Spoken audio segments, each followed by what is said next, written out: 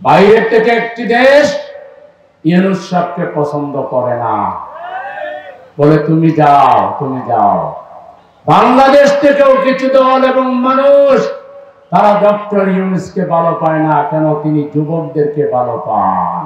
আমরা ইউনূস সাহেবকে বলবো, এটা দেশের কোটি কোটি মানুষের মধ্যে একেবারেই সংখ্যালঘু কিছু মানুষ যাদের কোনো রাজনৈতিক কমিটমেন্ট নাই, এদেশের জনগণের প্রতি যাদের দায়িত্ববোধ নেই, ভালোবাসা নেই, যারা রাজনীতিকে মূলত তাদের দুর্নীতির হাতিয়ার হিসাবে গ্রহণ করে, এটাকে ব্যবসা হিসাবে গ্রহণ করেছে, এই গুটি কতক মানুষ ছাড়া কোটি কোটি বাংলাদেশের মানুষ আপনার সংস্কারের পক্ষে। আপনাকে ভালোভাবে সংস্কার করতে হবে, নিকটভাবে সংস্কার করতে হবে। আপনাকে দুর্নীতির বিচার শেষ করতে হবে।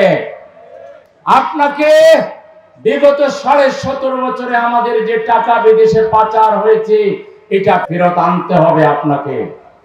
আপনাকে যারা 3-4টা বড় বড় জেনোসাইড করেছে, আমাদের সামরিক বাহিনীর অফিসারদেরকে, 57 জন অফিসারদেরকে যারা খুন করেছে, যারা হেফাজতের সমাবেশে রাতের আধারে বাতি নিভিয়ে লক্ষ লক্ষ তরুণ যুবক আলেমদেরকে যারা অত্যাচার করেছে, শত শত আলেমদেরকে হত্যা করেছে, যারা 28 অক্টোবরের জেনোসাইড করেছে, যারা জামায়াতে ইসলামীর দেশপ্রেমিক বিশ্ববিখ্যাত আলেমের দিনদেরকে খুন করেছে, এইসব প্রত্যেকটা খুনের বিচার না করে ইউনূস সাহেব আপনি বাংলাদেশ থেকে অন্য কোথাও পা রাখতে পারবেন না।